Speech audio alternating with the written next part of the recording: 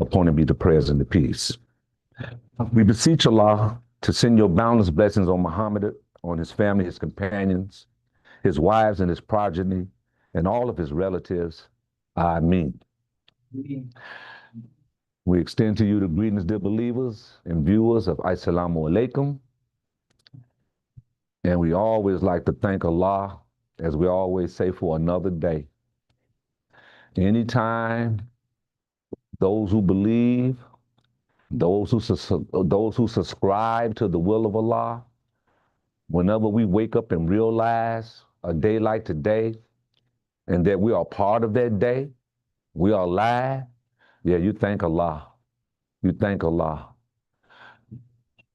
Today, we want to finish addressing our topic about the heart. Just to recap, from a Friday, we were discussing the khutbah was about the heart. We was coming from the surah, the poets, our shura, the poets, which is the 26th surah in the Quran. We were focusing on ayat 89, in which it says, Ila man ata Allah biqawmin salim. Bring to Allah a pure heart.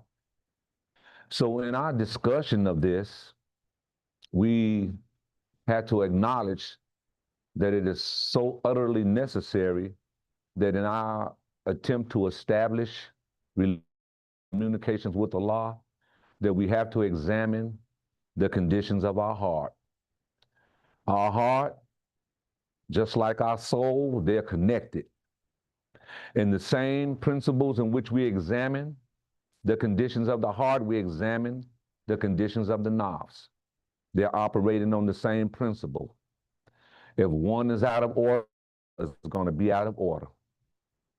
So Allah is telling us, He has laid down for us a simple criterion for which we can associate with Him and establish a relationship. And all He suggests to us is that we be purified, that we purify our hearts, that we purify ourselves. Think about this, dear believers. Can you imagine that Allah would be lax and would allow souls to come into heaven without a pure heart? I mean, just imagine. Let's just play with that for a second. If that kind of thing was allowed, heaven, Jannah, it wouldn't be pure. It wouldn't be pure. We'd have the same kind of mayhem and chaos that we have here in this present life. So Allah, in His infinite wisdom, has established the conditions not only for how you enter Jannah, to be with Him in Jannah, but for establishing your Jannah on earth in this life. How we establish Jannah and paradise in this life. One of the last expressions or the last words in this ayat here is salim. And in order to establish peace or have Jannah or paradise, you have to have peace. You have to have salim. You have to have that attribute in you. You have to have this attribute.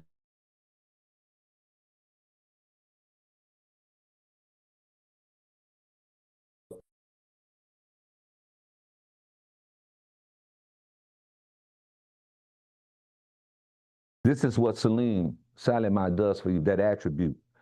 It puts you on that pedestal, so to speak. And when we're feeling that, when we're experiencing that, that in itself is laying down the foundation or the condition, if you will, for the pure heart.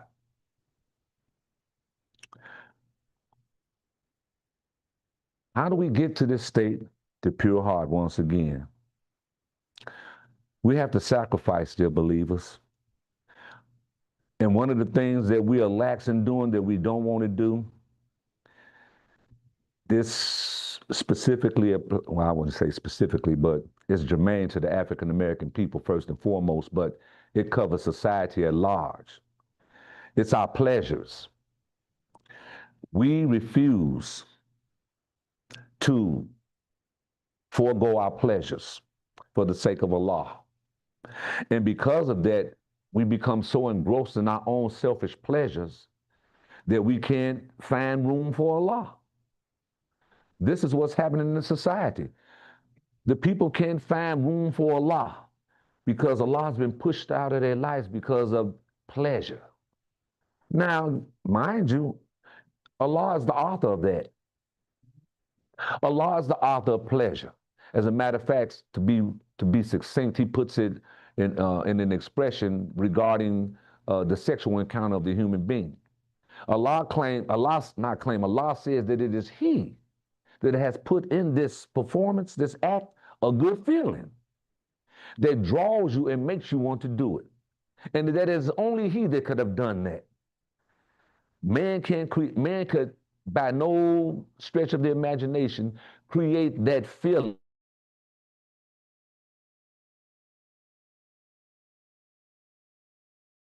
that draws man and woman together for procreation. He would love to, in His intelligence and how that thing is going. Oh, He would love to. But as we say, Allah knows best. There are bodies of knowledge, dear believers, that we have to reconcile with, that you're going to only get glimpses of it, just a little bit of knowledge of it. Or your insight at best would probably be surface. And there's a term for that. Mutashabiha is that portion of the Quran that's allegorical. And sometimes it needs a sharper mind, a more developed religious or spiritual mind to break it down and interpret it. And Allah has blessed us with people amongst us that do that. On the other hand, the good-hearted, the good-natured people, the people who want the purity in their heart, they study the Quran from the position of muqamat. And muqamat is that which is decisive, it's clear in the Quran. It doesn't lead you to wander. It's so straightforward that sometimes, as we say, the truth burns you. And Allah does that, especially in the Quranic Arabic. Allah is so precise in how He deals with our logic by way of this revelation that to forego it, to ignore it, is spiritual death and suicide. And our society, unfortunately, they don't realize that. So we have to sacrifice these pleasures. Now, we're not saying that you can't have any fun. You're not to have any pleasures. Remember, Allah gave you this. Allah put this in you. Allah gave you this, so you must have access to it. What Allah desires for us is that we balance ourselves out when it comes to the attainment of pleasure. That you must draw a line. You got to know where to draw the line. Our young people that are so engrossed in the video games, you got to know when to draw the line. When the time for salat comes in and you still, it's just a matter of a discipline, of having a routine, something that Allah has given us. He has given us the ability to establish habits and routines in our life that correct us, that make us better people. So once again, to the youth, you playing the video game, it's time for salat. To the adults or to anybody, to whatever, especially when it comes to us as Muslims, when the time for salat comes in, we want to be ready. We want to be ready.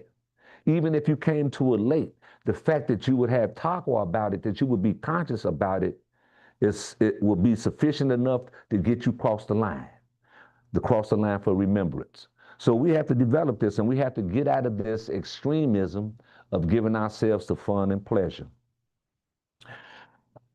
The only guarantee for really pleasing yourself is that you sacrifice yourself for Allah. That's the guarantee. In sacrificing your pleasures for Allah, then the blessings come to you. Some of us, we tend to think that, oh, if I give up this time for studying, if I give up this time for developing a relationship with my Lord, with Allah, I'm going to miss out on this, and I'm going to miss out on that. Not realizing that Allah is the author and the cause of your this and your that. We got to stay on top of this. And once our thinking habits get in sync with that, we're going to turn out to be a better individual and a better person. There is no evil, no immoral thing or intention that is troubling your life that cannot be removed with just this one instruction. Put Allah above yourself and everything else, and all of the corruption, the evil, the jealousy, the envy will get out of your life. It will get out of your life. And this is the key. But we cannot get ahead if we envy one another, if we envy each other, if we have no just cause to deny the person the station that he is on or that they have earned, except that we want it for ourselves. We cannot individually and we cannot as a people get anywhere like that. We have to become a people who love goodness, who love Allah and goodness. And wherever goodness goes, we're happy to see it go. If it's going up and it's a better place, we cheer the goodness on to a higher and better places. The only thing that we have been seeing in this society, in this city, and everywhere else that we look is corruptions and lies, selfishness. We have to hate these things. We have to cheer on the good people who are about these causes. Whether it be an African American, we cheer them on. A Sudanese, we cheer them on. A Syrian, we cheer them on if they're about goodness. If it's a Caucasian, or as Imam Muhammad, he said, if it's a hunky from the South, if he's about that goodness, we cheer him on. What I've just quoted, what I've just cited to you was some wisdom from Imam W.D. Muhammad in which he stated these things. These are simple formulae for getting us on the right path, putting us on Sirat al-Mustaqim. What I mean? Yes. Just a comment. Mm-hmm. Going back to what we said about the allegorical, the Mutashabihat, and the what is Mukama. Mukama. I look at it as if those who just seek the allegorical or the Mutashabihat and feel that they don't really need to understand the simple, basic allegorical, they're not going to be able to be, rise to that level or understand higher if you can't accept the simple. Absolutely. And just looking at the prophet's life, before he received revelation, he lived a simple, basic life, and he just believed in living the best life that he was able to during his time from his understanding. And because of that, Allah blessed him with the revelation, understand that the highest knowledge that Allah has revealed to the human family. Alhamdulillah. Thank you, brother, for that. I hope the listening audience was able to hear that. And I want to add on to that, when it comes to the Mutashabihah, to show you Allah and His mercy, how Allah doesn't spook us, He don't have to trick us. He takes that knowledge that is contained in the concept of Mutashabihah, He says, and He gives what? To whomsoever He pleases, whenever He pleases, however He pleases. And He has taken that knowledge to make sure that we get the proper guidance, and He has given it to the Alu Ubah. Those are the people who are guided in religious matters. They are the ones that reside up in those mountains that a lot of religious people over the whole millennium of man's time, we know we've been here longer than that, but over the last millennium, people have sought the wisdom and the guidance of the Al-Ubah.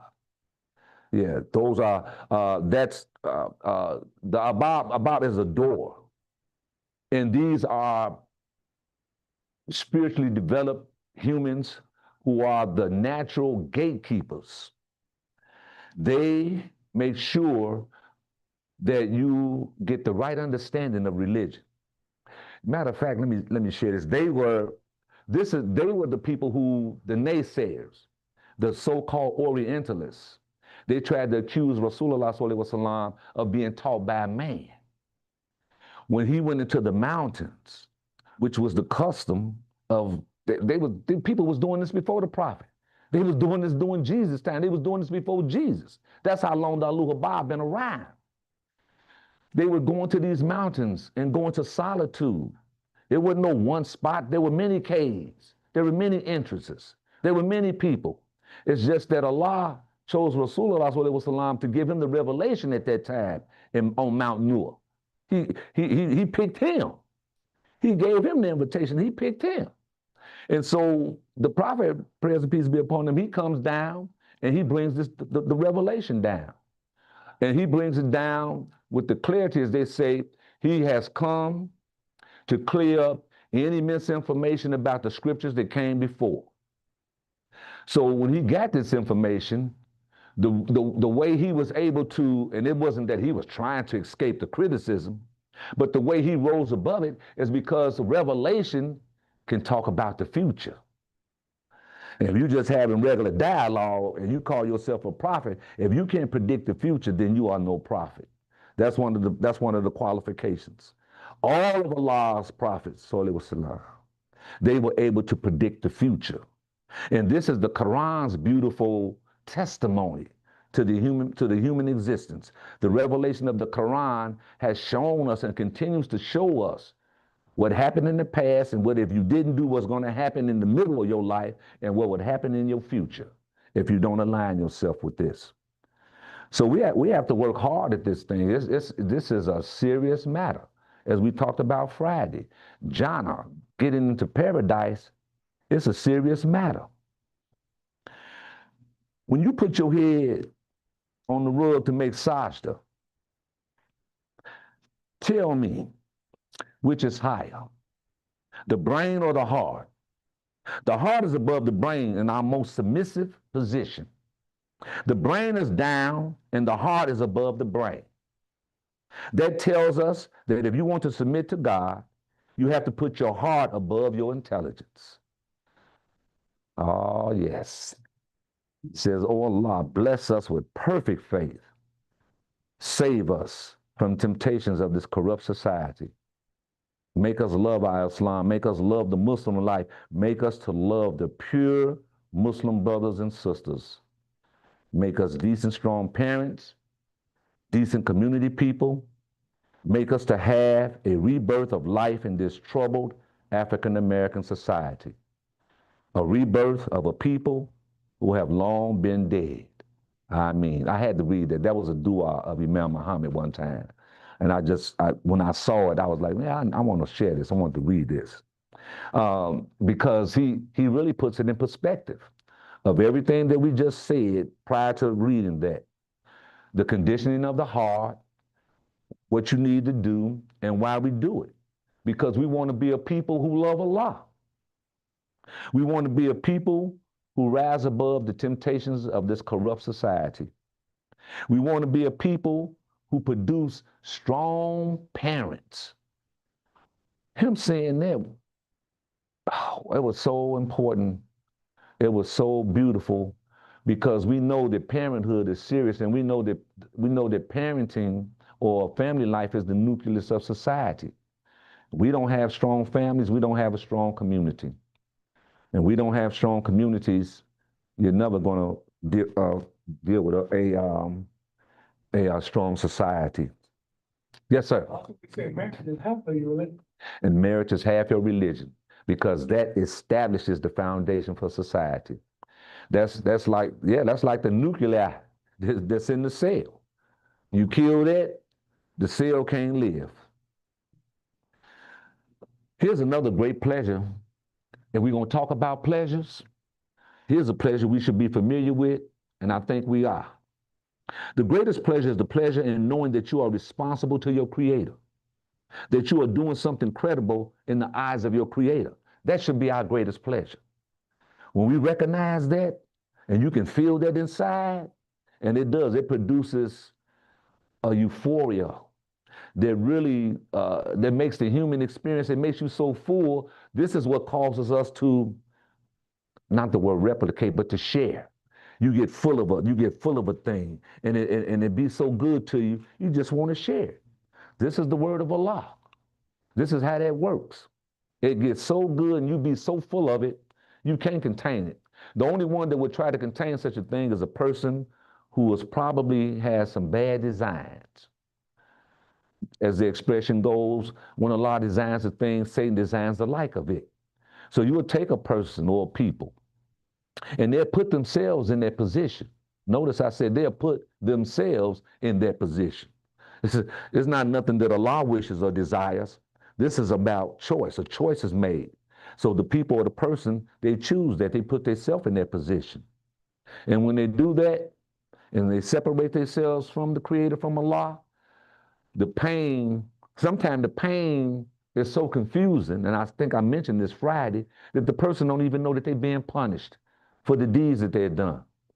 The pain can cause so much ignorance in the mind that you're not aware of your deeds. You're not able to put together that what you're doing is absolutely evil. But now, as they said, we said Friday, you swing to the other side of the pendulum, you got the person who's quite aware of the evil that they're doing. They set up policies. They recruit people. They have institutions and organizations.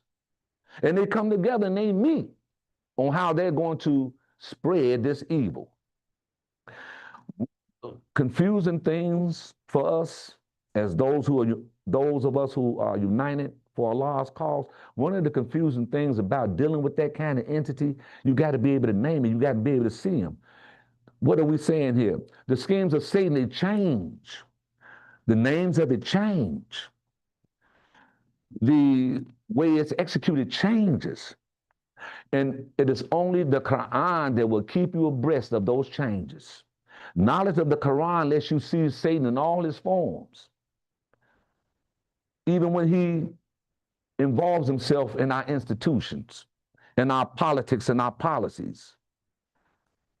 I was entertaining the thought, and I guess I'll share this, because it's how we identify the shaitan. We got to put a label on him. Why? Allah gave Adam that ability. He told him to name the things in creation. Had Adam not done that, we would not have the knowledge that we have now, because everything would be known as just thing. It would have no name. It would just be thing, kuli, shayin, qadir, power over everything, and only Allah has that. So Adam was gifted with that, and what Adam was given, we were given. So we had to name things. So there used to be a term, and I think they still use it in the media. They used to, I don't know, I think they meant it not in a respectful way, but it might have been more demeaning. You've heard this term. They used to use it a lot during the Iraqi war. They used to call this, they said it was Hezbollah, which means the party, the company, Hezbollah, the company of God. And they was using that term like these guys was a gang. You know, like vice lords and disciples. No, not at all. Not at all. Not at all. But if we want to use that principle, if we want to slight somebody like that, then let's put the appellation where it really belongs. Hezbollah Shaitan. So the party of the Shaitan. Now, where am I going with this? From here on out, that's my description of the Republican Party. The Hezbollah Shaitan, the party of the devils. God forbid and have mercy on those blacks who are part of the Republican Party. They have various reasons, and I understand their definition of conservatism. I understand that. Black Republicans, their concept and definition of conservative is not like their counterparts, like the whites. They have totally taken the word conservative out of context. It don't mean what it originally was supposed to mean if you look it up in the dictionary. You know, to conserve is, you know, you want to know how you're using your energy. If you got lights on in the house and you want to conserve energy, you want to save some money on your bill, then you have to be aware of how that energy is being used. And then you got to go from conservation to preservation. Now I got to preserve it. Now I got to keep it. I got to see how long I can hold on to it. So this is the Muslim way. But now This political party, the Hezbollah Shed team, they are running amok. And they feel the news they feel the news waves every day. They're on the radio, they're on the television, every day, every day. Doing what has been predicted in Scripture. Scripture says in the last days that the Shed team, the party of the devils, was going to put up a big show and make it look like they got everything under their control. This is what we're looking at, and this is what we should not be fooled by, people. It's just a show. That's self-explanatory. It's just a show. They're just putting on air. They're just doing some things to mesmerize you and make you think that they got stuff going on. Spend $300 million and build a clubhouse with a bunker at the bottom. They call it the Hitler bunker. So you can protect yourself when the insurrection goes down, if it should happen. Everybody scrambling to line their pockets, thinking that the money is the panacea. See, this is where the world's been fooled. And we mentioned this Friday in the khutbah in relations to Prophet Muhammad sallallahu alaihi wasallam, how one of many gifts that Allah blessed him with was that he wasn't tainted by money. It didn't bother him like it bothered a lot of people. So you would never have to worry about the Prophet sallallahu alaihi wasallam or any of us that think like him being on the team or working for ISIS or ICE. We couldn't do nothing like that. You have to kill your God-given conscience to do something like that, because as we mentioned Friday, you're talking about somebody that they're doing this for a paycheck. You're hurting people. You're tearing up families. You're maiming folks. They shot a preacher in the head one time with one of them pellet guns. That's one of the ICE operatives did. They've already killed a couple of people. They ran people over, and it's not getting any better. And my point, good people, my point is these Frankensteins, because they really have substituted their humanity for a Frankenstein-like mentality, to come out and do this because my family's well-being is worth more than yours. It's more important that I feed mine, even if at the expense that I hurt yours. And this is the mentality of the society. This is why we have such a great need for a person like Muhammad the Prophet, praise and peace be upon him, to be the example for humanity.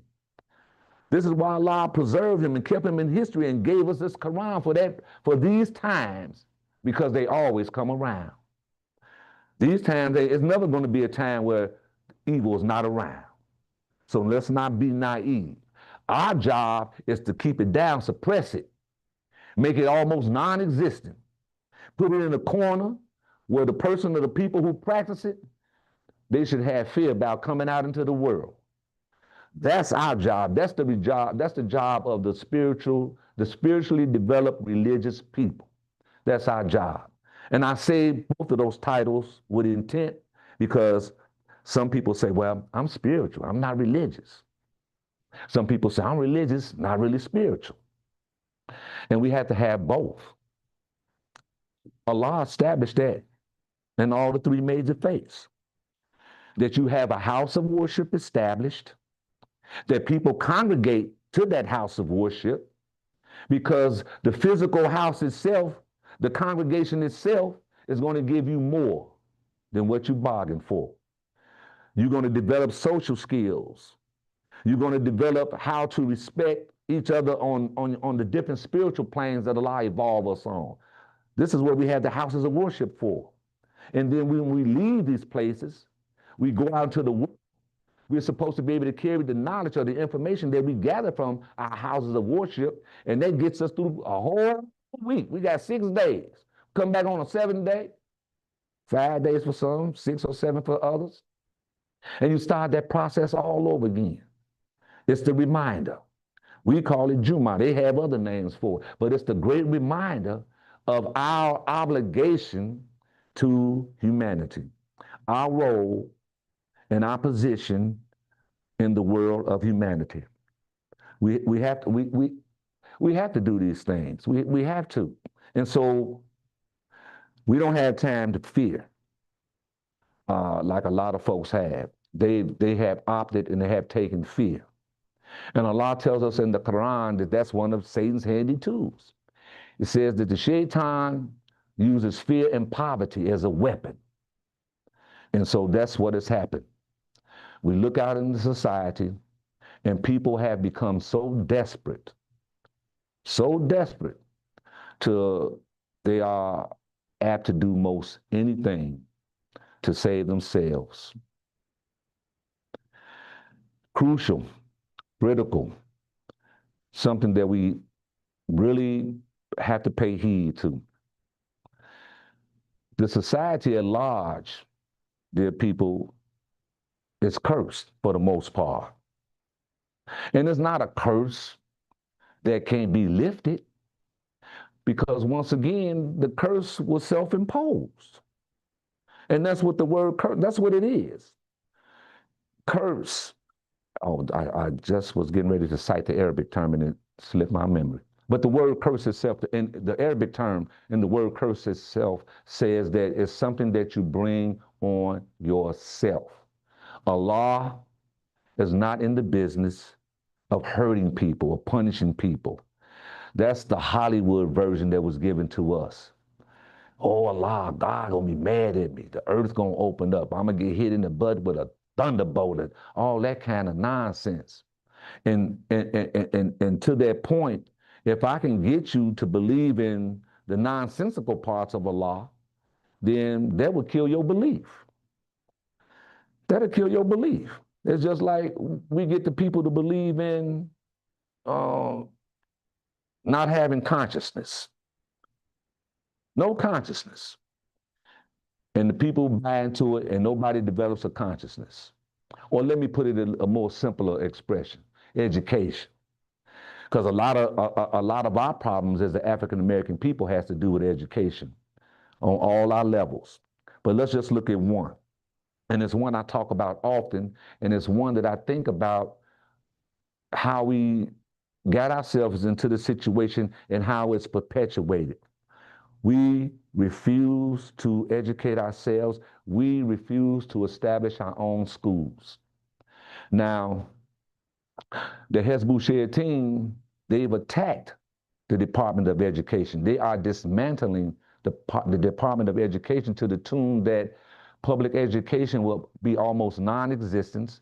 They're going to take the public dollars from public education and put it into voucher systems. That means that only a select few people will be able to be educated. Now, why is this so important? Why are we talking about this? Remember during slavery, there was a law that would bring death upon you if a slave was taught educated or educating another slave, or a slave master educating a slave. That meant death. So something that serious, you got to think about it. It's something so serious like that, they didn't want you to have knowledge. Why? They understood and they knew that if the slave was enlightened by way of education with the ability to read, that they would one day start reading law books. And once we get into the law books, we will see the injustice that's being done. And that's what has happened. We got into law. We found out that they were being hypocrites about the law, that they were lying about the law. So we started going to law school and we started producing lawyers. And that's what we have going on now. The only way we can stop the party of the devils is through the same mechanism that they're using. They're using the law to undo the law. What we have to do with the law is pull justice out of the law. This is what they don't do because they don't believe in justice. And the laws that they use are laws that they can substitute at whim. If they want to change it, they can do it. They can do it overnight and put it out here to the point where the whole society is affected by it. The whole society got to fall in lockstep because they'll say, this is the law.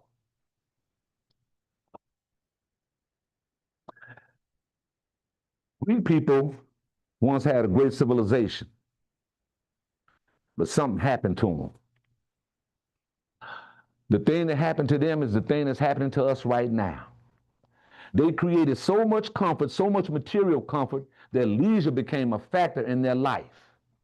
Material comforts, leisure became factors in their lives, and since their minds had already feasted to the full on the sciences, since their minds had already dined on the environment, they had grown old, and they left that stage of youthful curiosity.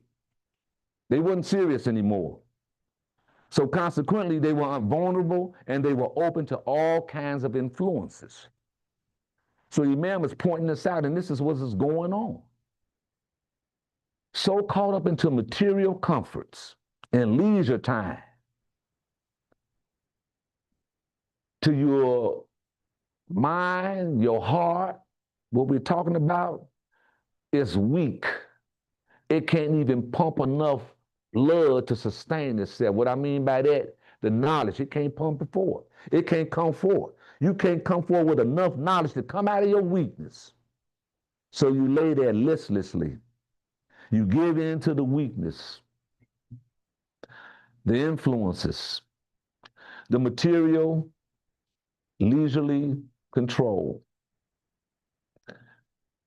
So much so that kusala has become the norm of the day. Laziness has become the norm of the day. You look in society, I mean, commercially, and I think I mentioned this before. We have people don't even use ironing boards anymore. They just put their clothes on. Right. I went to a doctor. I went to a doctor's appointment. The nurse came in. Look, she had just got up out the bed. She even had on a smock. She had on her street clothes, and they looked like they needed 10 irons.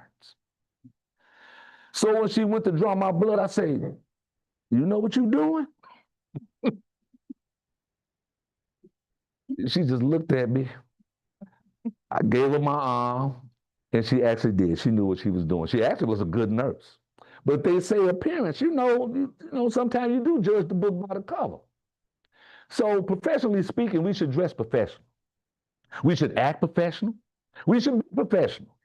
Yeah, but the millennials, that generation, they have a serious disconnect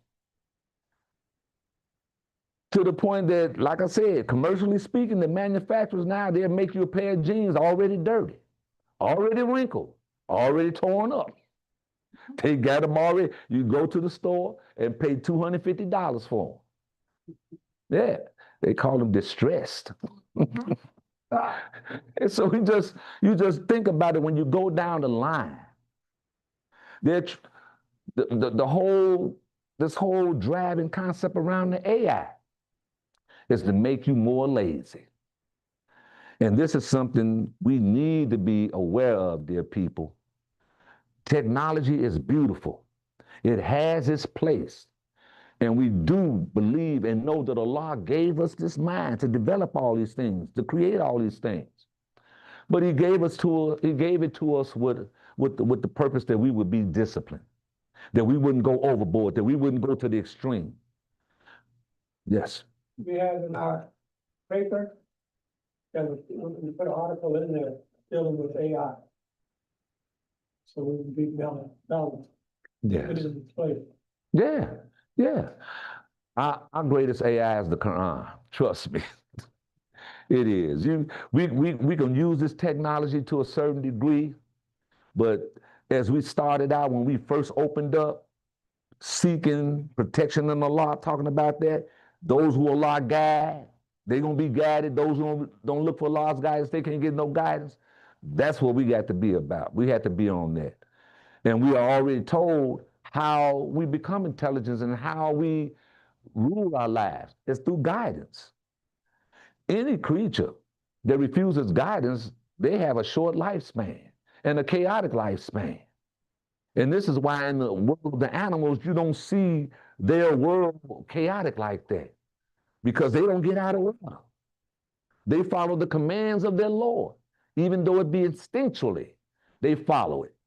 Now, when they come out of their instinct, it's because of man's intervention. He didn't grab the dog and a dolphin and some and a monkey, and he didn't taught them almost out of their nature. He didn't taught them everything, but he can't teach them language. He can't teach them to speak. No, no, no, no. That's a gift that Allah has given to the human creature. And that distinction was given to us just for that purpose, to manifest Allah's majesty. Allah do things to not because he has to brag, but it's a finger pointing back to the originator of things.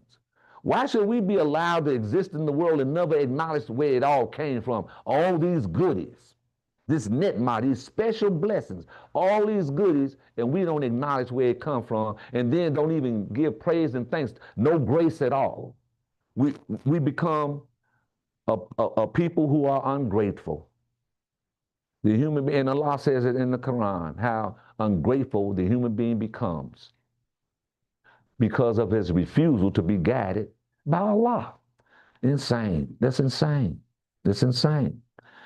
So the leisure, it can also work to a people's advantage as well. When a human being's mind is alive, leisure works to your advantage because at that time, the mind is like the mind of an infant or a little baby. The mind is very curious. The mind is very excited in its environment. The intellect is alive and hungry, and he is using that leisure time to recreate himself. So what we call recreation today was once called recreation. Same spelling. Same spelling. Sleeping is natural. Sleeping is going to revitalize your metabolism. But you go into it liking it. No one wants to face death, but we can all die at night because we know it's not permanent. We know it's going to feel good. Even discharging waste matter, if you will recall, or if you would give it a thought, there's pleasure involved. Why? Because that is a function that is vital for the support of your total life. Once again, and just how beautiful the Imam expressed this, he wasn't being vulgar. You say, when you full of doo-doo, see, I'm being vulgar. You want to get that mess up out of you, right? So you got to do those necessary things to get it up out of you. So you engage in purgatives, things that purge, things that get it out of you. But if you follow the natural path, which is eat right, get the proper rest, et cetera, the flow is natural. And it says what? It produces a good feeling. Because when you're backed up, if you're constipated, anything like that, you're very uncomfortable. Scientists have even said you can't even think straight. If you can't go, you can't even think straight. You can't act, you can't do anything because your total focus is on going. Now, here's the beautiful thing in that. When we make salat, this is why your system must be empty. You can't come to prayer full of, you got to, you need to go relieve yourself of that. See how beautiful the logic that's in how Allah protects us even in that? You standing in the prayer line and all of a sudden, yeah, or incontinence kicks in. If you're an older person, incontinence kicks in, you really in trouble. You got to do the bow-legged walk all the way home, You don't want nothing to touch you. Excuse me for that, y'all. I'm sorry. But it's just that serious though. And the beauty of it is that our Lord Allah, being in control of all these things, he make it so easy, so simple till we take it for granted. And that's the problem. That's the key. We take all this stuff for granted. We take it for granted that you breathe 20,000 breaths a day. Now, who would know that but Allah? And who would give it an even number like that? So the scientists come out. They've measured this thing. In the course of 24 hours, you have inhaled and exhaled 20,000 times. That's a beautiful science. The revelation of that alone is enough for volumes of work. But the revelation of that alone, once again, points back to Allah. It's a manifestation. The manifestations all point back to the Creator. That's what they're for. Yes, brother. Ashakur. Ashakur, the appreciative. Yes, yes. That's a beautiful attribute. Now, I'm glad you put that out there. Because some of us take that name on, Shakir. Some of us take that name on.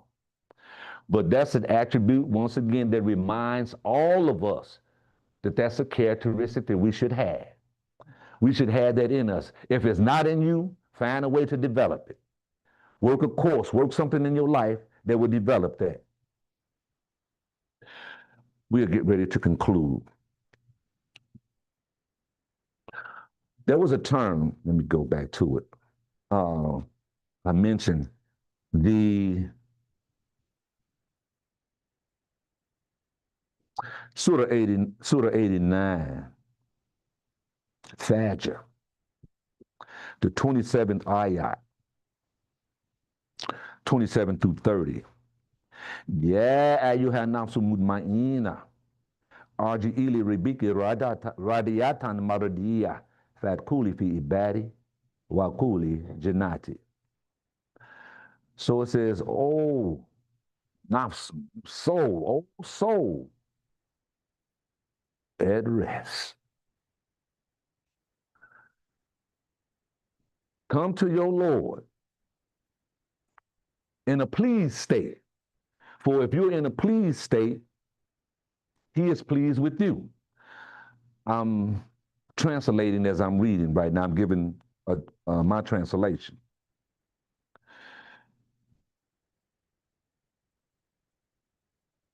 Come into my service or my heaven, my servant.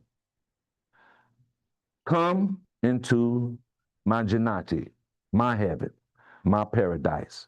This last expression, Waquli Jannati. We talked about that Friday. I'll just go briefly over the note that I had prepared of what Jannah is. It's a place no one knows. No one has gone and come back to tell us about its beauty.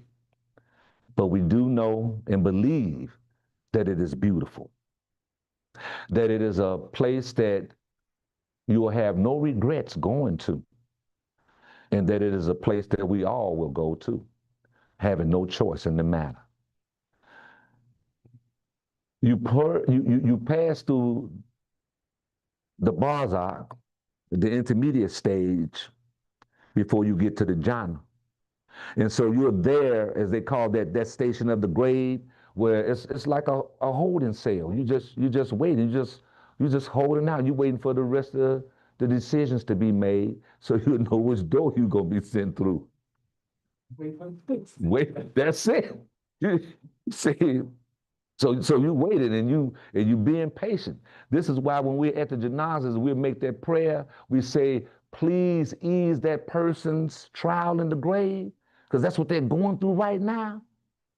This particular judgment is going on right now. And so the hadith says that you got enough people there praying for the soul of that individual, they got Jannah. They got Jannah. It says 40 people or more pray to Allah for you without asking for any intermediaries. Oh, like say, oh, Jesus help bless so-and-so and get them to God. You can't do that. You can't even say, oh, prophet bless it. No, you can't do that. No. This is all sidetracked. It's a straight to the point. Straight to the point. This is where we have to do it, straight to the point. We have to go with that. Oh, I thought you had a question. So, yeah, so the Jannah, you can't see it. It's hidden, but it's beautiful. And it's beautiful to the point that Allah says, with the right condition, you will be able to enter. And he says it's his kingdom, his heaven. You can go to your own heaven. Remember, it's also in the Quran. Allah says he is going to give you heaven on earth. As a matter of fact, that's your prerequisite for the afterlife, Jannah. You don't create it here, strong possibility, you're not going to have it there. I say strong possibility because only Allah knows, only Allah makes that decision for you. And we say that because there was a man who committed atrocities beyond imagination. And he just knew he was going to hell. When he made his transition, when he went before Allah on the day of judgment, it was an act that he performed that sent him to Jannah. That one act that sent him to Jannah.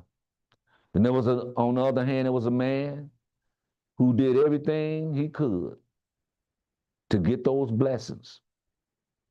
And then he faced Allah on the judgment, and it was one act that he did that sent him straight to Jahannam. Jahannam. One was, as I recall, as I was told, and this is why you don't or you should not be cruel to stray animals. The one man that was allowed into the paradise was because in his former life, there was a cat that was starving. He fed the cat. He took care of the cat. When he was at the gate ready to go in and he was missing some weight, his scales wasn't heavy enough to get him across into Jannah. The cat came up and gave testimony on his behalf. And they put the weight on his scale and he went into Jannah. Beautiful story. You know, we know it's folklorish, we know that, but it's what they said with the moral of the story. Yeah, it's about preparing yourself in this life, and the best way to prepare yourself in this life is to make sure that your scales are weighed with goodness. So that when they get weighed on the other side, they get weighed heavily with goodness. And you can, as they say, you can slide right into Jannah. You can enjoy it. You can have that peace that you have been reading about in the scriptures, and now it's time for you to get a piece of that. And you can almost rest assured with a guarantee that you're going to get it. A lot of times, Allah let us know. Allah let you know, He give you glimpses of your paradise. He let you know, just like He give you glimpses of your hell, so you can do something about it. If we didn't have glimpses of our hellish conditions, how will we know what to do?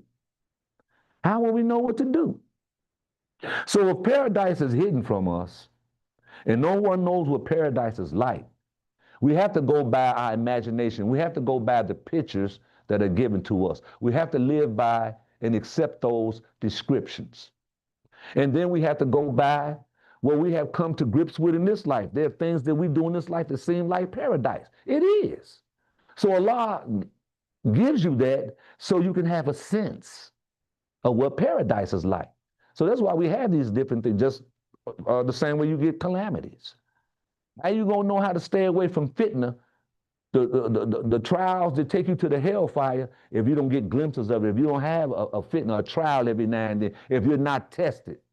And Allah tells us in the Quran, say, did you think you would enter paradise and not be tested? Your metal will not be tested? Yeah, ain't no free lunch. You can't even come into paradise free. You gotta work for it. You have to earn it. You have to get credit. You know you're not gonna walk in, and you're certainly not gonna slip past security. I said, say you try to steal it, you knew it was gonna go down. So you're not gonna even be able to sneak in past security. You gotta come through this gate the right way. And that's beautiful, because it goes back full circle to what I said about the logic of Allah. If Allah didn't apply this kind of logic, what would heaven be like on the other side? It would be chaotic. It would mimic that of hell, because that's what hell is. Hell is just heaven without the principles. That's all. All the righteous, clean concepts. When you dismiss those things, you have incurred, you have placed yourself in hell's way, in a hellish condition. You have done that. So the garden is important. Our mind, the protection of it, the development of it is extremely important. And this is why, as I quoted Friday, the Prophet, praise and peace be upon him, he said, and I'm paraphrasing this though, that the greatest thing, the greatest asset that the human being was ever endowed or blessed with was his brain. The human brain. The human brain. Yes. That phone for the kids now, they don't even use their brain. They won't even use their brain. They're sitting right side by each other and texting. Won't even look over and whisper in the person's ear. No, a lot of time I go to the library, a lot of people listen to it. For studying, they always had this huge dictionary sitting up here on the stand. And I just went in, and when I hear it look word up, I just go to the dictionary and look the word up. And all of a sudden I went there one day and the dictionary was gone. They took it out. Wow, no explanation. No explanation. So everybody they Google everything. Oh, okay. Oh yeah, you know what? I'm surprised we still even have libraries existing on the level that they're on. It's always very thin. It's called, you got a larger library. Yeah. Most of the time it's called empty. All of them. I've been to a few. Yeah, all of them. Most all of them, they're empty. Forward, I enjoy looking words up, right? And the definitions of the word. I mean, you can find the same thing in Google, but it's just the fact that Yeah. I still like using a physical dictionary. I have one in my phone, but I like the old school way of just peeling some pages and just taking the time and reading it and watching it as long as I want till I've gotten to understand it. Brother Abdullah? try to take you to something else in the dictionary, you see another word. Yeah. You're looking for all the time. Yeah. And all of a sudden you come across it. Yeah. That happens before with it. Abdullah? I enjoy, before going to the definition of the word, you have the etymology of the word itself. Of Jana? No, I'm just saying with the dictionary. Oh yeah. Oh yeah. Yeah. The origin, yeah, the etymology of the word, which is really important. Yes. Now you can see people reading the Quran from their phones. So Yeah, I do. it's a useful tool. Yeah. You have a balance about Yeah, it took me a while, like I said, because I got old school habits. You know, I'm of that generation, and I frowned on it for a while, and I criticized people about it for a while. But you know, once, as they say, when you know better, you do better. So once I came into the understanding that it's just a tool, we haven't given up our physical. So we used to tradition, this physical page, these words. So when they put it on this contraption here, we was like, no, it's so robotic, it's mechanical, it's cold, it's not the same feeling. So it took me a while to come to grips with that. In concept, it's the same. Yes. We still use vocabulary from the traditions where you say, what you're looking at on the screen is the page. Mm-hmm. That's all. It's a photographed page. Brother Imam? So, you know, what we've seen as the evolution, another evolutionary stage that's happening in the life of humanity. And I love my stuff. I love the AI world. I love the technology world. I love, you know, Me too. things, you know, whatnot, you know. But because I see the vision, you know, for the, you know, future, you know, I see, you know, where Allah has allowed us to break the boundaries of the gravitation of the earth and get into space. You know, the thing is that, you know, the thing is that how do we survive in space? You know what I'm saying? And how do we survive distances in space? This AI technology, all of this is what's happening. You know, when I look at Star Trek and different things like that, I see the future, you know, whatnot, or how this is. You know, they ask computer, where's that such and such? Computer, where's this? Computer, plot me a course to the next galaxy. You know, and all of this. So, you know, Shaitan, whatever man creates for good, Shaitan also take and create it for evil. Yes. And whatnot, you know? So whatever we create for good, it's gonna be used for evil, but No matter what, somebody gonna find a way. he wanna wipe that out. Yes. We shouldn't use that stuff. You know what I'm saying? Yes. It's about to go away. And the only thing you're gonna have is digital currency as they can. The currency is digital. All right? Now, the Shaitan mindset is saying, oh, the dollar, that's a bad thing, the dollar's going away. But just go back to the 1600s, and what was the currency then, and what's the currency now? You know, go back about less than 1,000 years, a few hundred years, look at the currency then and look at the currency now. Everything has an evolution. You know what I'm saying? So like Imam Tamir said, we got old school heads and we got new young people. The new young people don't have no problem with none of it. You know? And Just but to back on that. go ahead. Right, 100%, because if you go in the school systems, our youth are excelling in AI and with the technology. Old school is not. Sort of like when the telephone and the cars came along. You're gonna have a lot of people that are gonna be by the wayside, not gonna get it, gonna have a lot to do. So I agree, you know, even when he's right, the currency is going digital. Everybody's seeing it, but those who just don't wanna give up, they're not trying to learn. And there's a good and bad point about that currency thing.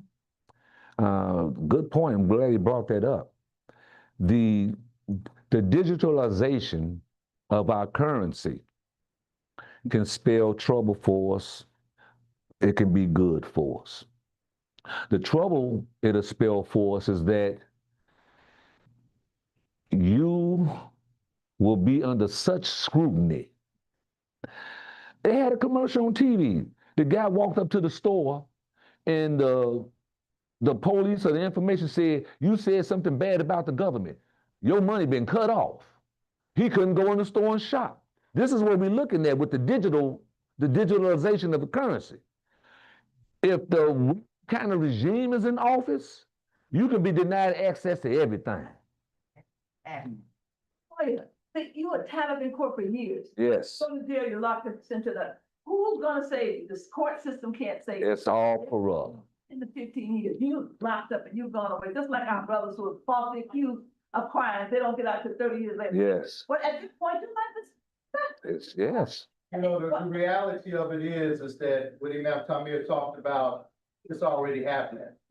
The only thing, they don't have to freeze, you don't have to have the physical card in your pocket Right. to freeze your card. They just freeze your bank account. That frees your bank, right. They don't, so that, you know, that's already They are, that's yeah. already here. You know, you say something against the government, they just freeze your bank account. And the commonplace about it is when they really get rid of all paper money. Once we go totally digital, it could, like I said, I see like it's good and it's harm because these are creations of Allah. And when we're dealing with the creations of Allah, there's the potential for good and the potential for bad. It's up to us to use our good minds. get honest people in the offices, serving respect. Otherwise, we'll see a lot of abuse. Well, everybody's familiar with Zohran Mamdani. Are you talking now? This is divine intervention at its best. This man went around and talked to everybody in New York, Jews, Palestinians, Hebrews, anybody that was there that would listen to him. Just fast forward, because what a lot of folks saw, and a lot of folks didn't want to see it, but they saw it, and a lot of folks are happy. Brother's Muslim, and he's unabashedly, he is not ashamed of his deen. I'm listening to him. I'm hearing, first I thought he was just Indian. I didn't know he was Muslim. But when I heard him speak, everything come out of his mouth was Islam. Everything came out of his mouth was Islam. I said, boy, the people are ready. So now this is why I said the divine intervention part and why Trump and people like that did not want this brother to succeed. Trump even reached out to Democrats. He went to Cuomo. He tried to put money in his pocket to make sure that he won because it has to do with the symbolism. This man represents Islam. And the people now want guidance from Islam. His name is Raja, ain't he? No, not the guy here. This is in New York, Zohran Mamdani. Yeah, Zohran. Yeah, we got Raja here in our politics. Same mindset. and the sister that's going to be the governor. What's her name? Ghazali? Her. They we have people who are actually championing the cause of Islam in their work, and they're not afraid. They're not ashamed. This brother is touched. He's moved. He's supported. I'm seeing this, and I'm looking at this message. He reached these people with the Islamic message. He showed us, he's showing everybody, you don't have to be ashamed of your religion. If you really believe in Allah, this is what can happen for you. You don't have to kowtow. You don't have to let them put you in the back seat. He said, look, this is my faith. Look at what has happened. This is what has done. He did everything but stand up and before the people say Allah did this. But it was in his message. It was in his message. I was so proud of listening to his speech because I said the damage. What he has done is going to affect the world. It ain't just New York. This symbolically, it affects the world. We're talking now about the message of the deen finally getting to the people and the people accepting it. They're accepting it now. We should be so happy. We should be running out here in the streets now like frantic zealots, snatching folks. You need to listen to this religion. I'm just kidding, but it's on that level. I tell you, we have to realize that his success is off the back of our legacy. Oh yeah. That that Islam is not only becoming more acceptable and is becoming more clear, is because they tried to quench this message for a very long time, but it always been there, and a lot of the common people knew about it. But now the media cannot press it and keep it isolated any longer. Yes. You know what I'm saying? The voice of Imam Wardi Muhammad now is breaking through the Oh yeah. Yes, it of is. yesterday today. Yes. And he's breaking through the media of yesterday today through the efforts of all these people. Yes. People they able to be successful because of what happened of the African American Nation of Islam, El Islam Muslim. Yes. To To your point, buddy, ma'am, to your point, it doesn't matter that what language Islam comes in, long as it comes. You're not going to always hear Islam, Muhammad. You're not going to always hear those terms, but you're going to hear principles and concepts. Yeah, and that's what he was putting down. His speech was so universal. It was so much like in the spirit of Muhammad the Prophet, praise and peace be upon him, that you couldn't do nothing but, hey man, you couldn't do nothing but submit. You remember back in the day, they said that like Muhammad said, there will come a time when so much mess gonna be going on, little baby's hair will turn gray overnight. Yeah, he was quoting Quran. He was quoting. He was actually citing what was in the Quran where they talked about the babies falling out the womb. Yeah, people, those who have burdens won't be able to carry the burdens of another. All that's Quran based. I just see it as our ancestors paved the way for us. Yes. We're here because on their back. Yes. Somebody's gonna always be on your back. Yes. Through Prophet Muhammad, so we're here. And a part of our great realization is realizing just what you said. Of like minds, that's why he went with Yeah. the as long as you got somebody in a like mind, you support them. Yeah. Yeah. You don't take anything away from you or your faith, your belief. To your point, my sister, to your point, the like-mindedness. Our blackness ain't gonna get us out of this situation. And we talk about that a lot and we preach that a lot. I'm involved with African-based organizations that deal with that. And sometimes it can almost be a little conflictual because in the African-based philosophies and ideologies, they have a God concept, but not necessarily one of worship. They have one of acknowledgement, but there's no system, so to speak, in a lot of what they call the ancient African religions. But this is why, in principle, when you read and study them, you'll see a lot of Islam in them. You just don't see the language and you don't hear the term Allah. Yes, sister. And the Imam said one, how there was more white people following him then than we are. And he said, one day they gonna come. And if Yeah. we don't get the job done, they just move us on out the way. It could be any people. It will, matter of fact, I just read that in the Quran. I think it was today I was reading.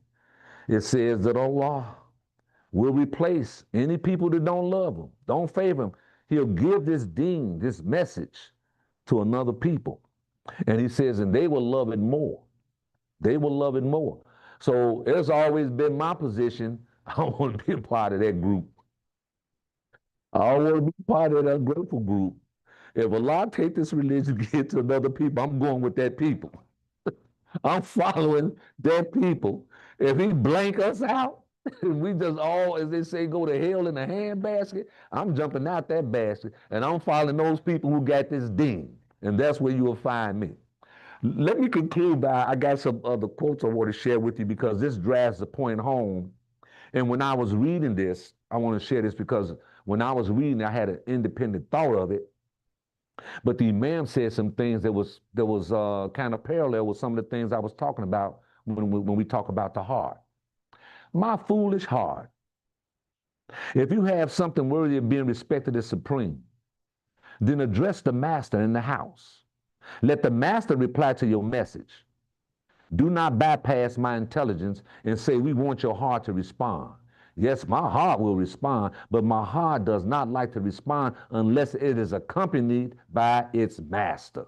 My heart is ready to respond to good things, to decent things, to right things. My heart doesn't like to go first. My heart says, are you awake, master? My heart says, are you awake in the light tower? And if the heart gets no reply up there, then the heart will feel its way. But the heart is feeling its way with the original intelligence that it has inherited. The heart will say, well, the master who was born, and this was the man referring to himself, he said, the master who was born on October 30, 1933, on a Monday, has gone to sleep. And I'm confronted with a situation. I had to light. The heart says that. He's asking me to judge this message of the baby of Bethlehem. And the lighthouse is not on because the baby was born October 30, 1933. The baby then went to sleep. He's referring to himself. He's using this analogy of himself.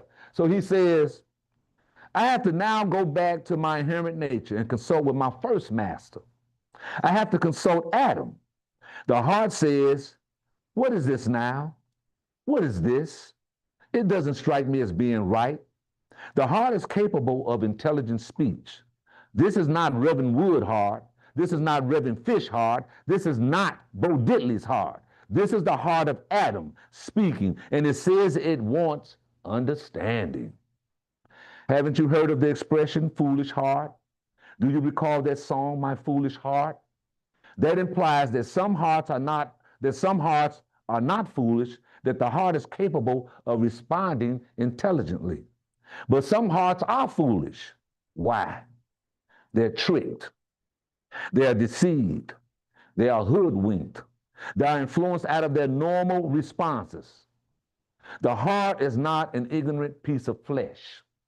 The heart is an intelligent piece of flesh. It doesn't have to have book knowledge. It doesn't have to go to college. The only thing it has to do is stay real, stay natural, and that heart can deal intelligently with matters. The heart, it can't compute. It can't do calculus. It can't plan the direction for us in constructing the building, but it can tell us when somebody is coming right and when they're not. It can tell us when we're about to throw ourselves into trouble. It has that kind of intelligent alert in it to protect the human being from bad decisions. So the heart is capable of intelligence. The message of the heart is the Quran. Respect the heart. And it says what? Never did Allah change the condition of a people until they first changed the attitudes of their hearts. What is that telling us? It's telling us that the heart is the seat of human intelligence. And that's what it is, dear people. We tend to see the heart as the flesh itself as having these powers that are really attributed to the brain. And the reason why that is because symbolically, the heart represents the ultimate part of your intelligence. The quintessential part of your intelligence, the heart. It represents that symbolically. Why? Because as he just pointed out here, let's use the baby. Baby may not have full command of English in his faculties, but the baby between 1 and 3 years old has a development in them that they can sense in their being when something's wrong. You ever have a baby, some babies, they'll see a person with a beard and break out crying. They don't want to deal with beards. Or they'll recognize a certain feature and they'll break out crying in fear. Babies do that. So the heart has a tendency to bring that kind of feeling about, and if we don't check it with the right seed of intelligence, then it's going to run away with us emotionally. Brother Imam? That's why it's important that we have to understand that the heart has to be nurtured. It has to be nurtured on a daily basis. That's why when we make our select, we don't realize that we're nurturing our heart. And when we do the opposite of nurturing our hearts, is a heart that's diseased. And like you mentioned earlier, when you see the behavior of people doing jobs that are hurting people, that that they don't have any empathy, any compassion, or any mercy and whatnot, that's a dark heart, so to nurture one's heart is to not just elevate yourself, but to elevate humanity. Exactly. So, reading the Quran, you know what I'm saying? Doing acts of good, you know what I'm saying?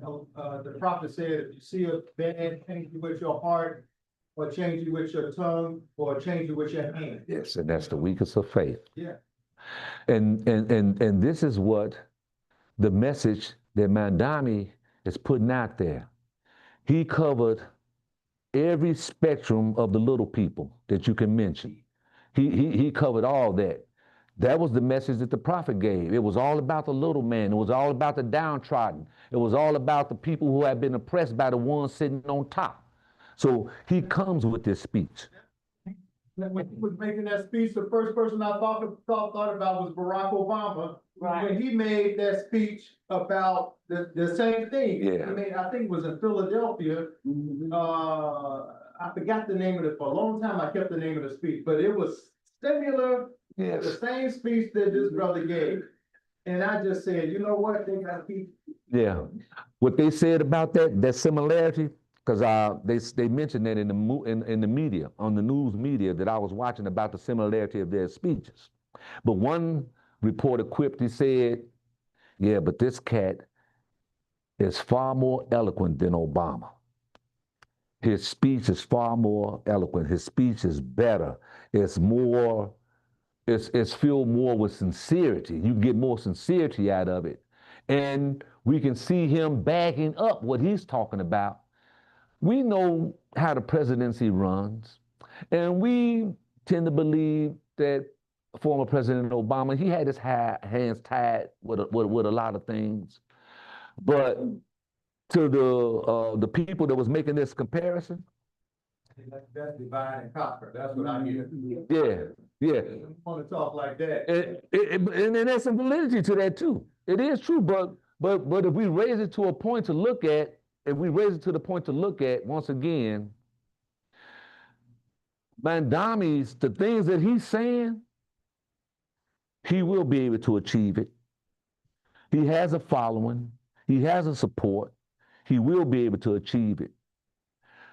On the other hand, when Obama made those same statements, the politics came in, and he was unable to defend it. And so it just shut him down,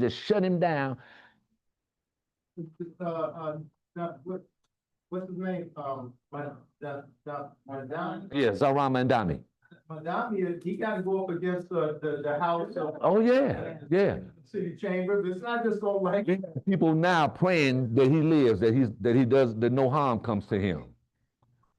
they're gonna fight him for everything that he wanna try to get. Oh, they're gonna do that. Passing laws. They're gonna do that, but the life part I'm talking about, because we know the angst of their desperation. And they will resort to murder. They will resort to killing to further their plans and what it is they want to do. See, you got to understand, in this extreme environment, the enemy already knows the antidote. And they know the antidote is Islam. So right now, they're scrambling. And that's why I was saying this divine intervention, his election goes far beyond New York. They got people around the world watching this brother. They had picked up on the divine inspiration message from Allah. They picked up on the symbolism that Allah has included in this. And everybody now they're rallying. And so the Hezbollah Shed team, they're disturbed and they're scrambling. And let me say this on a closing note, because we tend to give too much credit to the so-called Democratic and Liberal Party. They had plenty of time to do stuff like this. This brother, he doesn't belong to any party. He stands out and pumped his chest up. He says he's a socialist Democrat. That's Islam. He's the brother, he's shy. He don't want to use a lot of Islamic terms. He's using the language that the people understand. Social democracy ain't nothing but Islam. Study socialism, look it up. And look up Islamic democracy. You can read it, Islamic democracy. And everything he was talking about. Simple stuff. Power for the people, to the people, by the people. That's all he was saying. The congressman from Atlanta, from Georgia, that's putting forth legislation against him for that, to bring it to Congress against that socialism. Yeah. Saying that he's going to take us into communism, and they put a picture in the newspaper with a big red airplane. It was a cartoon flying into the Twin Towers, but it had his name on it, Mandami. He's gonna bring us terrorism. This kind of extreme sickness, it really fascinates you. Yeah. You shouldn't expect nothing different. Yep. And that's what I'm looking at this whole thing. They did this, when we say the prophet, look at it like this. They did this to the message of Islam. They attacked the message of Islam. That's what it's about. They don't want Islam because they know Islam is going to bring the balance to the world that is so rightfully and justifiably due. And they don't want this. They want to continue with their corruption, even though they know that it's over. But it's the human brain in its psychology, when it hits a point of neurosis, when it's neurotic, when the brain gets neurotic, it's disease. That means that your neurons, they not kicking right. They not firing off right. So you having these crazy thoughts, this unbalanced thinking, and then without the proper guidance, you give into that. So this is why spiritual medicine is so important. This is one of the emphasis that Rasulullah Sallallahu Alaihi Wasallam placed a lot of emphasis on that we don't think about. Spiritual development. He even gave 20, I have to bring them. He cited 20 things what constitutes a real doctor. And one of them that comes to mind is the doctor should be in tune with your spiritual development, not so much in trying to feed you medicines. Yeah, the Islamic approach to medicine is it's so pure, it's so intelligent that to be healed by an Islamic physician, you're going to get everything. You're going to be healed all the way around. Holistic, that's it. Yes. We called it the medicine, tib, medicine, tib. It's called medicine of the prophet. Tib nabi, medicine of the prophet. Yeah. So the concept of tib itself is so expansive, man. To today's medical terms and technology, it don't even compare. And the stuff that Islam puts forth medically is so simple and profound. You'd be like, wow. I never thought about that. And it'd be real simple. But you listen to them and they complicate the matter. They confuse you. And this is why the medical big pharma is able to get over. Because they purposely confuse you with these terms and this so-called understanding. And they get you to believe that you can't depend on your own body. Everything we need to heal ourselves is already there. Sometimes you need something to jump it off, to kick it off, but it's already there. If you do the right things, it will trigger it. So to the profiteer's point, they want to take you just the opposite. So they taint your health. They make your health failing. Why? So they can make money off of it. Anything they grab, if anything that's invented that will preserve life to the fullest, most likely it's sitting on the shelf, just like the guy that invented the permanent light bulb. That was back in the 60s. The permanent light bulb was invented back in the 60s. They paid him for his patent. It's sitting up on the shelf. We got any permanent light bulb? Nah, they still blowing out. The brother that invented the machine to take water, to take air and turn it into water. You can end drought all over the world. Black man, military man. Where's the machine? It's on the shelf. It's on the shelf. They will not allow it to do what it was invented to do, which is to help humanity. They took it. And I mean, I can go down the list of inventions that have been put on the shelf that really lead to helping human life. They don't want that. They don't want that. They want, in their psychology, the Band-Aid approach is best. Let's put a Band-Aid on the big old cut. Put a Band-Aid in. The wound is long, you bleed on, but they put a Band-Aid right there. And blood skeeting out of all the other parts of the body. That's their approach. I'm like, Go ahead, I'm listening. I did an etymology search on the name Muhammad. It's a variant of Muhammad. Yeah. I wasn't, just like his first name, Mahmoud. That's a variance of Muhammad. Once again, that's because I started looking at the signs. When I saw him, I saw his name, I heard his talk, I listened to the people. Because before that, like everybody was saying, nobody ever heard of him. Nobody never heard of him. Nobody never seen him. He didn't even start off with a political career like Obama did, doing work in the streets. He was doing work in the streets, but at his own leisure. Once again, nobody ever heard of this guy. Truly, truly, overnight success took place. And only Allah can do things like that. The same way, and so, because in my mind, I'm comparing all this. We have to filter everything through Islamic lens. If you want real understanding, filter it through Islamic lens first. Then you can take it through any other filter you want. But filter it through Islamic lens first. Now, this brother comes up out of nowhere. Boom, he on the scene. It was just the opposite happened to the Prophet ﷺ. He had to hide because when he came on the scene, they was trying to kill him right away. So he had to go just the opposite. And then he pops up, and all of a sudden, the Prophet, he got all this support. He got all these followers. It's too late to stop the train. It then left the station. And that's what happened with Mandami. They didn't know, because a lot of times, and praise be to Allah for this, they look down on the religious man, the spiritual man. He's a punk. He's a square. He's weak. He ain't got nothing happening. And they didn't translate this to our children, that the religious man is a punk. The spiritual man is a punk. You know, you're a mark. You're supposed to get played on because you believe in God. We're supposed to use you because you're soft. This is the message that they have given to our youth. And this is why they're backing away and backing off religion. Because they don't understand humility. When the religious or the spiritual person takes the position of being humble, no, I don't want to kick your butt. I don't have to. I'm gonna walk away from this fight. No, I'm not gonna come at you about the money you owe me. I'm gonna remit it as charity. I'm gonna leave it alone. They see that as a weakness. They misunderstand humility and humbleness as a weakness. And then they try to come at you and do stuff to you that really bring that monster up out of you sometimes.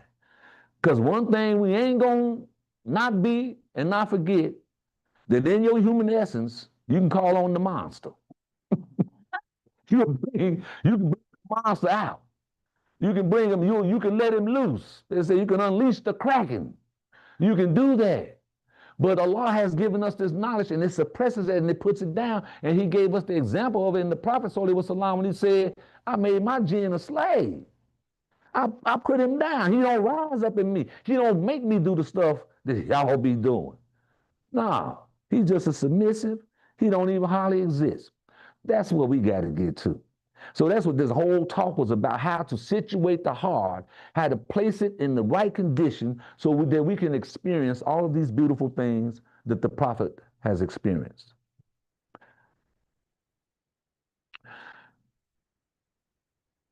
The brain. It's a part of the human intelligence. When the brain gets in trouble, then the heart must go back to its original orientation. It has to go back to its original orientation as a responsive organ for intelligent life and its preservation, sensing with sincerity, with purity of intentions, what is best for the life of the creature and for society. If our hearts are not right, the brain cannot come to life. But once the brain comes to life, then the heart steps back. The heart takes a back seat and trusts the brain to chart the safe course through the neighborhood or through the situation.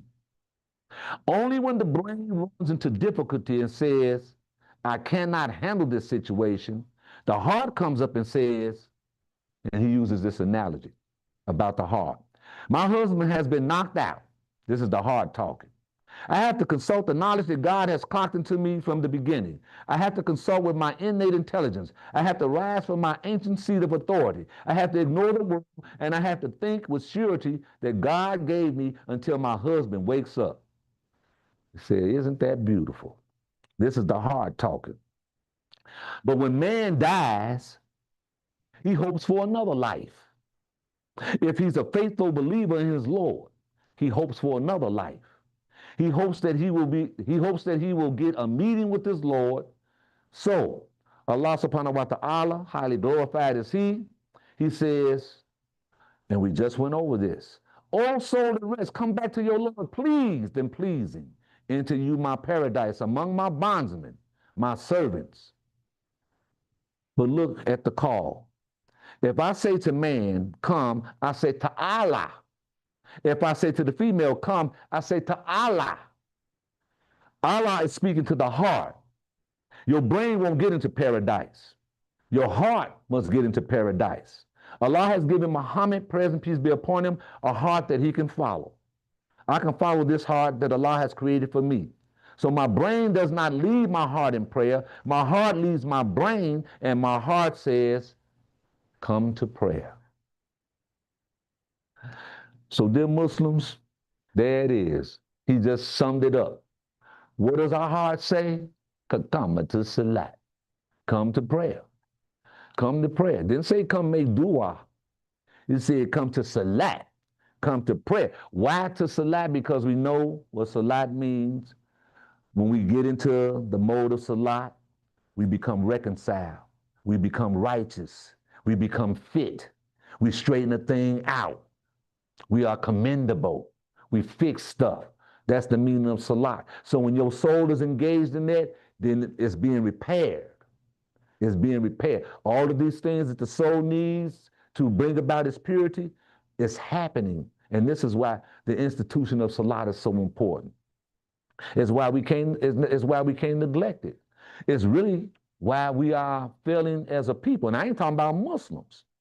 The principle and the concept, we got 5 pillars. The fact that the human being, not just the Muslim, but the fact that we as a people, let's just say the African American, refuses to follow the principles of unity, this is why we have no success. The very first principle that Allah has laid down for us, we haven't even accomplished it yet. So we didn't even talk about the other 4. We don't respect Tawheed. We don't respect unity. And because we don't respect unity, we can't see it in creation. We can't see how everything in creation has been joined and brought together for the purpose of moving, of progressing and making stuff happen, promoting life. Without unity, everything is dead. There's no life without unity. Everything comes in unity to create a friction, to create an action. That's why it unifies. From the very cell that come together and come together with another cell. When it unifies, that's the energy that it produces. And in that energy, more are produced. So that alone, it unifies. Where we hear the word unity. It came together and unified, and it produced what? More. So we're not going to be able to do that if we don't respect Tawheed. And this is why, now specifically in the Islamic community, why we're having problems, because now we're not even respecting the second pillar, Salat. And 1 and 2, they support one another in such a way that they are totally inseparable. You can't even talk about or think about Salat without Tawheed. And vice versa. Can't be done. Can't be done. You must have both components. You must have both of the rituals. You must have all of their principles. Have to be intact. You have to do all of them. You have to do all of them. Because if it's not, now the other 3 gonna suffer. You don't believe in Tawheed. The Salat is weak, so you're not practicing it. So you don't have this development that is needed to make you go into zakat. You don't feel charitable because you don't have a sense of purity. You don't understand that, and one of the requirements to keep my state of purity is to share my wealth. You're opting for just the opposite. You're hoarding the wealth. You're being stingy. You're thinking you're going to take it with you to the other side. You compromise yourself. You sell your soul to get 2 more coins, as we said earlier, at the expense of another family's health. We're doing these things, and we think that it's right. We think we're going to get salvation from it. And so now you hit the first domino, and you done knock down the other dominoes. So Tawheed, boom. Salat, boom. Then the fasting, boom. The zakat, boom. Going to Hajj, boom. All of them toppled down because you killed the first principle. And we could talk for another 7 days on how that first principle protects that last one, how it stores it up. Just in mentioning that when you, at the Hajj, you're reminded of the first principle of Tawheed. You're on Mount Arafat. That's one of the number 1 conversations of the Muslims on Mount Arafat, the unity of Allah. What we gonna do with it when we leave here? When we go back to our respective communities? What we gonna do with what we understand about the unity of Allah? What we gonna do with it? That's one of the principles of Hajj. But if the domino effect works, whether you Muslim or not, if the domino effect works and you don't get those principles, let's say you're up the creek without a paddle. And this is applicable. Our non-Muslim brothers and sisters, those listening to the stream, if I have said anything, I hope that I have expressed this, that it behooves you, those who have not, and I'm not even going to harp on whether you take the Shahada or not, but those who refuse to follow the principles laid down by the Creator of us all, you creating trouble for yourself, for your soul, for your family, for society. That's all. It doesn't really matter to me whether you say La ilaha illallah Muhammadan Rasulullah. I don't have to hear that. We'll see it in your actions. And that's what we need to see it. We need to see it in the people, in the actions of the people in the society, because that's the only place that is going to prove where it really works. We always getting talk. We hear that all the time. And the world has gotten quite good at talking heads. They done built false nations around it, so to speak, around talking heads, falsehood and lies. So to our sympathizers, our Islamic sympathizers, let's give submission to God a chance. Well, I'll put it in words for you. Give Islam a chance. Give total submission to the Creator of us all. give it a chance. Give him a chance. See how that works. So it don't matter, once again, if you don't come up and join us in La ilaha illallah, join us in principle. Join us in the fact that we know that there's only one creator in the universe whose proper name is Allah. And if you don't want to use that term, that's fine too. But we have to unite on principle. That's what we have to unite on. The universal principle, what Allah has established, and what Allah has given to us in terms of how we are to condition the heart. So we thank you for your time, dear believers, for your patience. I always say I didn't mean to keep you that long, but you know I'm lying. No, it's so beautiful. Oh, I forgot to mention at the top, my appearance today. By being Talim and stuff, I just thought I would just look a little different. But I also want to mention about the etiquettes of the hat and how we sometimes take on the bad kind of habit when we don't understand the study of things. Now, what do we mean by that? It's quite mandatory. Men are supposed to cover their head in salat, in the musalla. We're supposed to have on the kufi too. And that's why we have the habit of wearing one when we come to the musalla. We know the sisters, we know they due diligence, we know what they're doing, they on point, they're doing what they're supposed to do. But here's a point I want to make. When we come and we don't have a kufi, you don't have it in your pocket, and you take your hat and do this, it ain't a kufi. Just take the hat off. Allah will reward you and love you better for what you know than what your pretense is. You don't have the kufi, you're gonna pray bareheaded. But don't do this. This is cultural. It's culture. It's culture. It is not the Islamic way to display our forms of worship.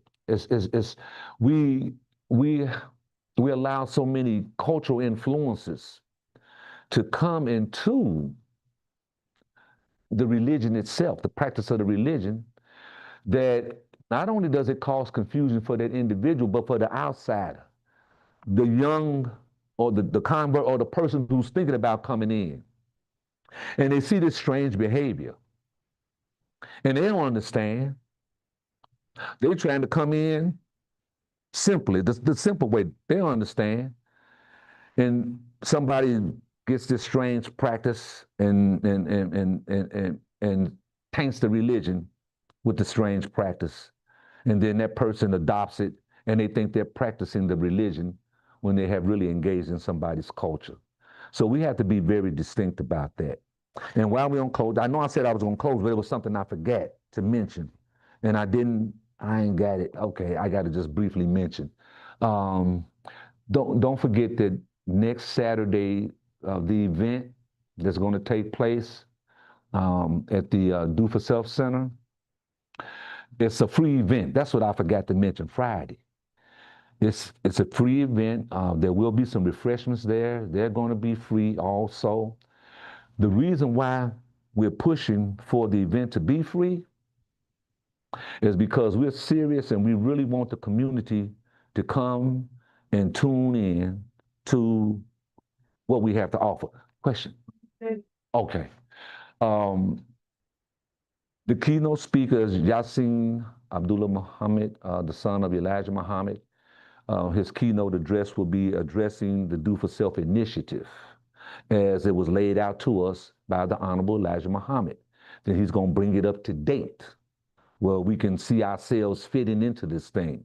So the whole appeal is really about creating a network for our people, specifically first and foremost here in Chicago, to get us to unify, to get us on some kind of platform here in Chicago where we can start off sustaining economic development programs. We need programs. We need economic development programs that will sustain our community without the necessary strings being attached. What we mean by that, where the government say, I'll give you a few dollars, but you got to jump through this hoop. We have to avoid those kind of things. This is what we're trying to do. So this event is we're going to have a panel discussion. There'll be other speakers there. We're going to do our best to not bore you.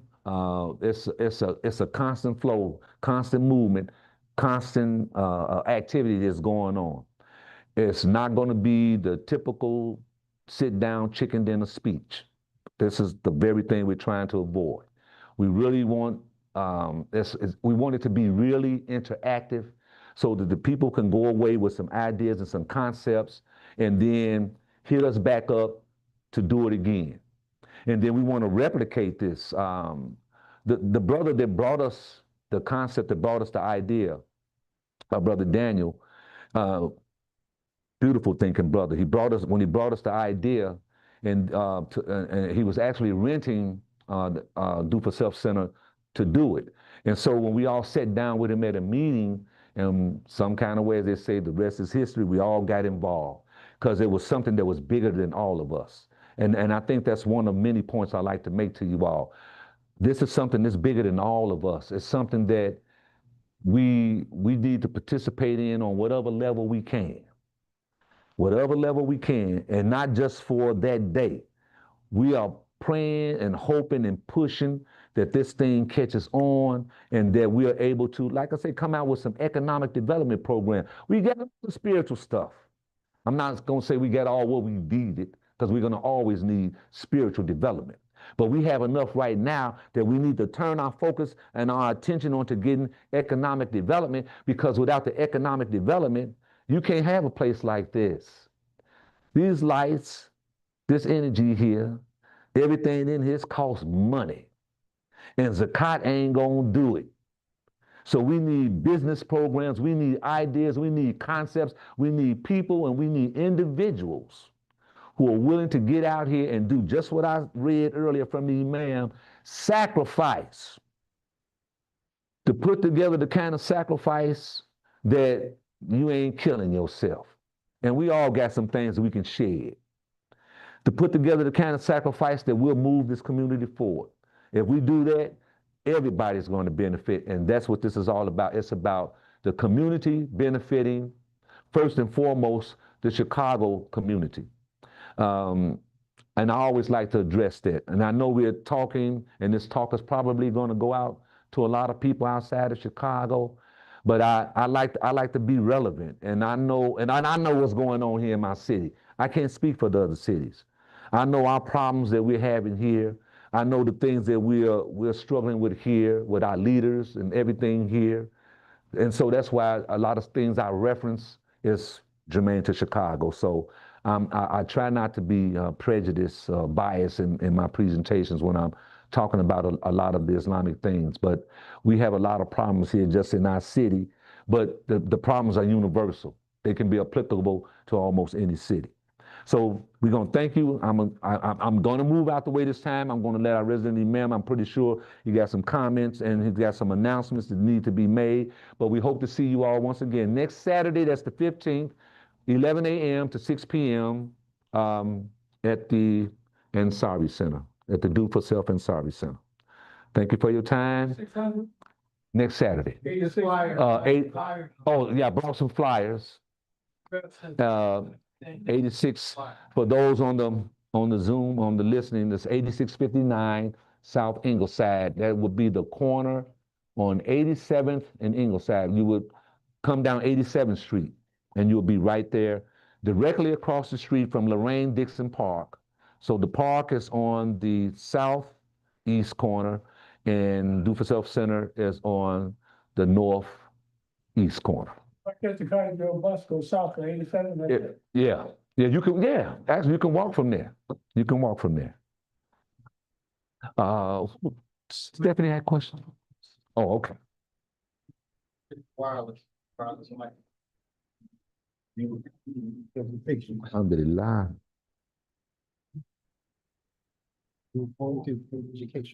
Alhamdulillah. Hey. And get the cord. So I go triple the court. Oh, okay. Thought it was something still connected.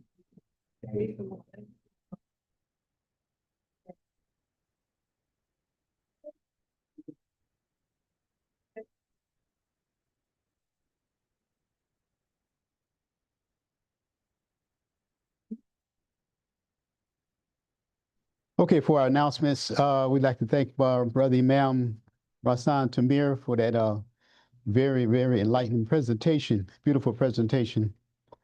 And we pray that Allah continue to bless him and all of us with the, increase our knowledge and our study habits and learn more about our religion and how to, really implement and put it into practice. So we have our announcement for here. We just had our Perspective Hour. And actually, our fourth Sunday seminar is coming up in November 23rd. And then that's right here at the Ethan Bahar Center, which is our location, 2525. Oh, let me see. Yeah. Oh, yeah. Okay, we're here. It's our turn, right? Our fourth Sunday is our turn, the host. Yes. Yeah, because last week, Talk canceled last week. Last month. Yes, we'll be here. We'll be, our fourth Sunday public address will be right here at the Ethan Bahar Culture Center. And our address is 2525 West 71st Street. Joining with Masjid El Taqwa. That's on November 23rd. And we ask you to please, keep up your donations to our center. We thank Allah for blessing you, for all the donation and the contribution that everyone has made to help keep our center running. So, and may He continue to bless each one of you for your generosity in making your contribution. Different ways you can donate, or cash in person, of course. We also have Zelle, and you can donate on if you're in person, we have Cash App as well. And you can also donate on our website, which is ebarharcenter.com with PayPal, debit, or credit card. That's ebarharcenter.com. And we also have a variety of our products here. As such, of course, we have the Muslim Journal. We also have the detergent, the True detergent, as well as a shea butter. Oh, yeah, we'll get some more. Of course, we have our chicken sausage. We don't have the patties at this time, but I think we get them. Talking to Brother Raheem, it'll be another week or so before we get the patties, but we do have the links. Bacon. Oh yeah, halal bacon as well. So we have those products, halal meats. And of course, our bookstore. We have a variety of books by about our Imam W.D. Muhammad. And the latest one, actually, we're taking orders now for the latest one that's put out by Imam Rana Shaheed, The Treasure Beneath the Wall. That's his big book. The price is $55. So if you would like to make a purchase, we're going to purchase or order. When we get enough orders, we're going to buy a case of books. Inshallah, we buy a case of books. So we're taking orders before we order. So if you want to buy one of these books, see us here at the Bahar Center, myself or Imam Omar. The book is $55. You can pay in one of these ways that we just mentioned, cash or Cash App or Zelle, or pay in person with a credit card or debit card. And we'll put your name on the list. And when we order the books, you'll have yours. But we can't order it until we get enough. And we can't put your name on the list until you pay it first, because we don't want to just be stuck with a book for 6 months or a year and haven't sold them. So, and we also ask you to continue to pray for our sick and shut-in people, Muslim. So we have a host of those people, and I won't mention all their names, but if you know the people, we have a lot of people that are pioneers. As they've been nursing home, they're at home, they can't get out. If you can know them, please pay them a visit. Give them a call. If you can't pay them a visit, give them a call. Allah will bless you for that, and I know they will really appreciate it. So that's is that event next week, right? What's that? It's in Indianapolis. Is it? It's not on here. Yeah, I think it is. Yeah. I better make sure, for sure. Yeah, Kale did text me and ask me, were we still coming? I told him as far as I know I was, and I have to check with you and make sure. well, I said I was for it, but I may have to change that. But anyway, that's next, it's a weekend next, I can't think of the name of the event because I don't have, it's in my phone. My phone is over there. But anyway, that's next weekend. It's a 3-day event. I think it's Friday, Saturday, and Sunday. Going down there for that one Mhm. day. Yeah. Anyway, we thank everybody, and may Allah give each one of us a safe travel back home to our destination. Assalamu alaikum. Peace be upon you. So you're not going? I don't think we'll be able to make it, but I had a big change.